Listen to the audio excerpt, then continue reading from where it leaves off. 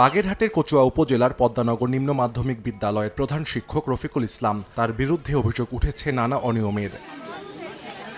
অভিযোগ উঠেছে উপবৃত্তির কার্ড করিয়ে দেওয়া সহ নানা কথা বলে শিক্ষার্থীদের কাছ থেকে অর্থ হাতিয়ে নেন তিনি। কেউ টাকা দিতে অপারগতা প্রকাশ করলে অসৎ আচরণ করেন বলেও অভিযোগ করেন অভিভাবকরা। প্রতিষ্ঠান প্রধানের অনিয়ম ও দুর্নীতির কারণে বাধাগ্রস্ত হচ্ছে শিক্ষা কার্যক্রম এমন অভিযোগ করে সোমবার জেলা প্রশাসকের কাছে লিখিত অভিযোগ দেন অভিভাবক ও এলাকাবাসী।